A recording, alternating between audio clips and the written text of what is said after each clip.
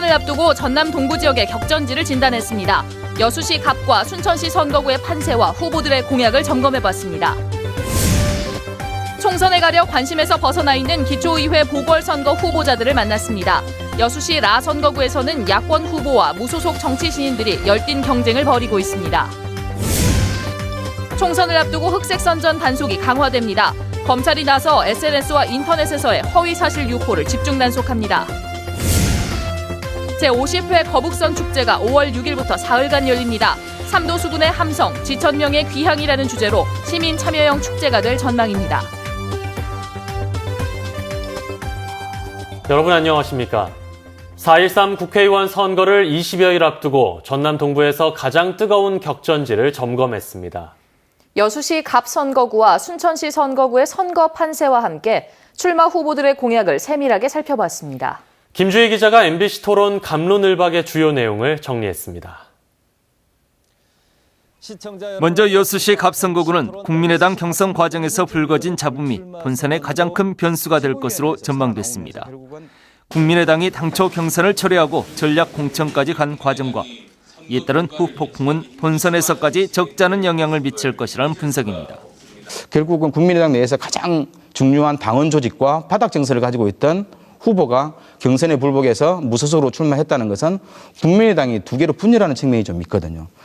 순천시 선거구는 본격적인 선거운동 기간을 앞두고 아직 예측하기 어려운 혼전 양상을 보이고 있습니다. 국민의당에 대한 지역 유권자들 표심의 향배가 2강 구도로 이룰지 3강 구도로 이룰지 최대 관건이 되고 있습니다. 네, 아무래도 호남이 조금 더 국민의당의 우호적인 편이고 그런 것들이 어느 정도 반영이 될지에 따라서 그냥 2강 구도로 갈지 3강으로 갈지가 좀 결정될 것 같고 이 점은 조금 더 지켜봐야 되지 않을까 싶습니다. 전남 동부권 최대 격전지인 여수시 갑, 순천시 선거구 후보들의 정책 공약은 공통적으로 선거 구민들의 표심만을 겨냥한 지역 공약에 그치고 있다는 지적입니다. 지역적 과제뿐만 아니라 국가적인 과제에 대해서도 영역을 넓혀야지 지역 유권자들도 좀 더 성숙한 형태의 투표가 이루어질 수 있다고 보고 있습니다. 4.13 총선 후보 등록이 시작되면서 총선의 레이스 주자들도 이제 하나둘 출발선 앞에 서고 있습니다. 각 당이 그동안 경선 과정에서 보여준 모습과 후보들이 내놓은 각각의 선거 공약들이 지역 유권자들의 표심에 어떻게 작용할지 관심이 집중되고 있습니다. MBC 뉴스 김주희입니다. 국회의원 선거에 밀려 주목받지 못하고 있는 기초의원 보궐선거. 오늘은 여수시 라 선거구 살펴봅니다. 이 선거구는 여당 후보가 출마하지 않은 가운데 야당과 무소속 정치 신인들의 치열한 승부가 예상되고 있습니다. 김종태 기자입니다. 여수시 서강동과 충무동, 중앙동 등 6개 지역 유권자 2만 7천여 명을 대상으로 치러지는 여수시 라 선거구 기초의원 보궐선거. 더불어민주당 후보로 나선 강현태 후보는 원도심 활성화를 최우선 공약으로 삼고 있습니다. 원도심 주거 환경을 개선하고 주민 참여제를 확대하는 한편 청렴한 의정으로 신뢰받는 의정활동을 펼치겠다고 다짐합니다. 원도심 전 지역에 도시가스 공급이 확대되도록 하겠으며 전통시장 이용자 편익을 위해 주차장 설치를 추진하고 노인 복지 향상을 위하여 거점별 보건문서 설립을 추진하겠습니다. 국민의당 원용규 후보는 지역민의 복지 향상을 실천하는 참된 일꾼을 자처합니다. 지역에 늘어나는 노인소득 증대와 함께 원도심 관광객 유치를 위한 조례 제정에도 힘을 쏟겠다고 강조합니다. 도시교통정책 중에 저희 지역에 노인들이 많이 살고 있으므로 마을버스를 운행하는 그 정책을 우선 첫째 공약으로 삼고자 합니다. 무소속으로 출마한 김순종 후보는 남해안 해양 관광수도 건설을 중점으로 원도심 교육 개선에 역점을 두고 있습니다. 주민을 주인으로 섬기는 의정활동과 오동도로부터 원도심을 관통하는 관광객 동선 확보에도 적극 나선다는 계획입니다. 여천산단에 28년 동안 근무한 경험을 토대로 여수 원도심과 여천산단을 연결시키는 관광루트 개발에 총력을 다하겠습니다. 발명왕으로 유명한 무소속 김춘식 후보는 구도심 간해 공업 유치와 줄어든 일자리 창출을 공약으로 내세웁니다. 전통시장을 살리고 원도심의 원활한 교통소통 정책 등 지역민과 약속을 지키는 깨끗한 정치를 자신합니다. 아이디어에서 일자리를 창출할 수 있는 대한민국 특허 대전의 동상자입니다. 전남 광주에서 유일하게 한 사람인데 일자리를 창출하는데 모범을 보이겠습니다. 국회의원 선거에 가려 주목을 받지 못하고 있는 여수시 의원 보궐선거. 지역 발전의 근간이 되는 가장 기초적인 일꾼을 뽑는 선거인 만큼 유권자들의 관심이 더욱 필요해 보입니다. MBC 뉴스 김종태입니다. 고흥 나선거구 기초의원 보궐선거와 관련해 후보 단일화에 나섰던 일부 후보 간의 불협화음이 일고 있습니다. 무소속 정규식, 송미숙 두 후보를 대상으로 진행된 여론조사 결과 정규식 후보가 더 많은 지지를 얻은 가운데 송미숙 후보는 여론조사 과정에 문제가 있었다며 후보 등록을 검토하고 있다고 밝혔습니다. 이에 대해 정규식 후보는 송 후보 측이 억지를 부리고 있다며 단일화 결과를 받아들여야 한다고 주장했습니다. 오늘부터 4.13 총선 후보자 등록이 시군 선거관리위원회별로 일제히 시작됐습니다. 각 시군 선거관리위원회에 따르면 이 시간 현재 여수 갑선거구에서는 더불어민주당 송대수 후보가, 여수 을에서는 국민의당 주승용 후보가, 순천 선거구에서는 새누리당 이정현, 더불어민주당 노관규, 국민의당 구이승 후보가 후보 등록 신청서를 제출했습니다. 광양, 구례, 곡성 선거구는 새누리 이승안, 더불어민주당 우윤근, 국민의당 정인화, 민중연합당 유현주, 무소속 장대범 후보가 후보 등록에 나섰습니다.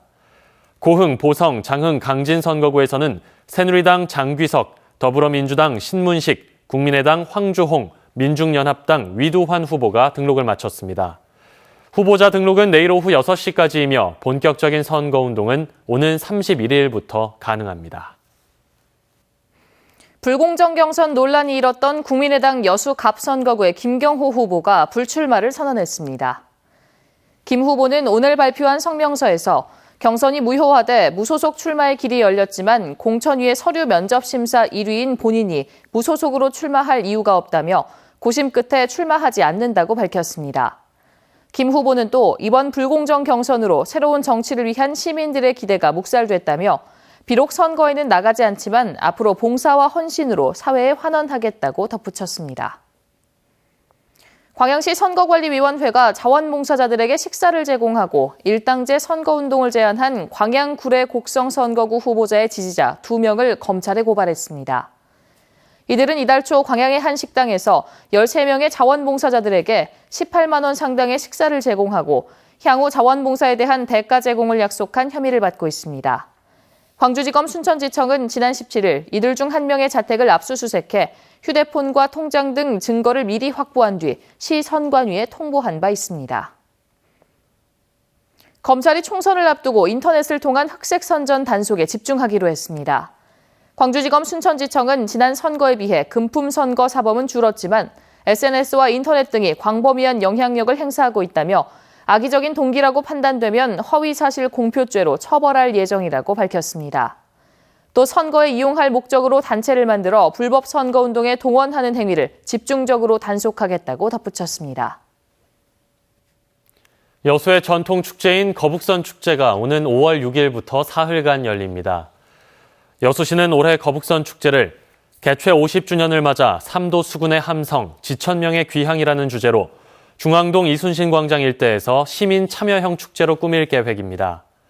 특히 축제의 백미인 통제형 길놀이를 상시 체험 행사로 전환하고 축제 50년을 돌아보는 사진 전시회는 물론 임진왜란 전란사와 이순신 장군의 활약상을 부각한 특색 있는 프로그램도 선보일 예정입니다. 광양에서 발생한 국내 첫 지카 바이러스 환자가 어제 퇴원한 가운데 추가 전파 가능성은 매우 낮은 것으로 알려졌습니다. 질병관리본부는 역학조사 결과 현재 모기의 활동 기간이 아니기 때문에 이를 통해 지역사회에 추가 전파될 가능성은 매우 낮다며 환자가 귀국한 이후 헌혈을 하지 않았고 모기에도 물리지 않았다고 밝혔습니다. 지난 22일 지카 바이러스 확진 이후 전남대병원에 입원했던 해당 환자는 발열 등의 증상이 회복돼 어제 퇴원했습니다.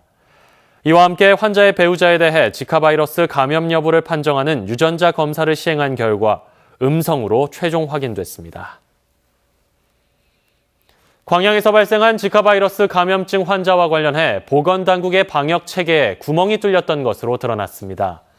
보건복지부 등에 따르면 지카 바이러스 발생국을 다녀온 사람이 검진을 받으면 해당 의료기관에 경고 메시지를 보내는 방역 체계가 작동하지 않았습니다. 감염증 환자가 방문한 광양의 한 의원은 해당 프로그램이 있지만 업데이트를 하지 않아 경고 메시지를 받지 못했던 것으로 밝혀졌습니다. 굴비산지로 유명한 영광 칠산바다에 영광대교와 칠산타워가 새로 세워졌습니다.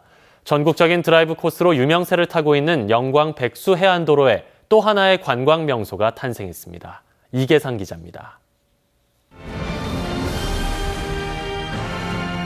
검푸른 칠산 바다에 겹겹이 포개진 섬들 위로 붉은 해가 떠오릅니다. 하늘로 치솟은 두 개의 주탑과 단단히 고정된 케이블들이 웅장함을 더합니다. 백제불교의 첫 도래지 근처에 새로 건설된 영광대교의 주탑 높이는 불교의 108번뇌를 상징하는 108m로 이곳을 찾는 관광객들에겐 특별한 볼거리입니다. 가마위까지 이제 연결이 되니까 언제 또 구경하고 전시관도 볼 수 있고 그런 점이 이제 일단 사람들이 많이 온다는 점이 좋아질 것 같아요. 대로가 개통되면서 영광 백수에서 홍넘까지 차로 30여 분 걸리던 길이 2, 3분 이내로 단축됐습니다. 국도 77호선을 이용해서 법성포나 백수 해안도를 찾아온 관광객들은 6km 이상을 돌아서 다니지 않고 바다 위를 가로질러서 왕복하게 된 것입니다. 영광 염산면 향화도 항에는 전남에서 가장 높은 111m 높이의 칠산타워가 세워졌습니다. 서해 앞바다의 비경과 낙조를 한눈에 감상할 수 있어서 관광객들의 발길이 이어질 것으로 보입니다. 칠산타워와 연계한 우리 관광 벨트 형성되면서 또한 영광대교만큼 우리 새로운 랜드마크가 형성됨으로써 지역 관광 사업 활성화에 큰 도움이 될 것으로 봅니다. 4년 후에 무한 해제면을 잇는 칠산대교까지 준공되면 칠산타워에서 영광대교를 잇는 해안도로는 전국에서 손꼽히는 명품 노을 관광지로 떠오를 것으로 전망됩니다. MBC 뉴스 이계상입니다. 지역 수험생들을 위한 대입정보 설명회가 오는 26일 오후 2시 여수시민회관에서 개최됩니다. 전라남도 교육청과 EBS가 공동으로 주관하는 이번 설명회에서는 EBS 강사와 현직 교사 등 입시 전문가가 참여해 2017학년도 대입 성공 전략 등을 설명하고 질의응답 시간을 가질 예정입니다. 광양 지역 기관 간의 협력 체계인 동반성장 혁신허브 활동을 여수광양항만공사가 적극 지원하기로 했습니다. 여수광양항만공사는 최근 혁신허브의 주축인 광양시, 포스코, 상공회의소와 함께 협약을 맺고 참여 중소기업들의 맞춤형 자원관리 시스템의 개발과 이를 위한 적극적인 지원을 약속했습니다. 동반성장 혁신허브 활동은 지난 2011년 광양시, 포스코, 상공회의소 등이 포스코의 혁신 활동을 지역에 전파하기로 한 협약을 바탕으로 하고 있으며 지금까지 지역 중소기업과 공공기관 등 100여 개 업체에 적용되어 오고 있습니다. 금호 석유화학그룹이 계열 분리를 완료하고 독자그룹으로 출범했습니다. 지난해 금호 석유화학그룹과 금호 아시아나그룹을 각각의 지배구조로 분리하는 게 맞다는 대법원 판결 이후 금호 석유화학그룹은 독자적인 화학 전문그룹으로 거듭나기 위해 올해 원가 경쟁력 강화를 최우선 과제로 삼고 있습니다. 박찬구 회장이 경영권을 행사하는 금호 석유화학그룹은 여수 산단 내 금호 석유화학과 금호 P&B화학, 금호 미스이화학, 금호 폴리캠 등 8개사로 금호 석유화학의 경우 이달 말 열병합 발전소인 여수 제2에너지 증설을 완료하는 등 신재생에너지 발전 사업에 나섰습니다. 순천 조계산 서남사에 600년 서남매가 만개하면서 화사한 자태를 드러내고 있습니다. 순천 서남사는 원통전 담장 뒤편에 650년 수령의 백매화와 각황전 돌담길의 홍매화 등 50여 그루가 최근 개화를 시작해 화사한 자태를 드러내고 있다고 밝혔습니다. 순천 서남사 서남매는 지난 2007년 11월 천연기념물 제488호로 지정됐습니다.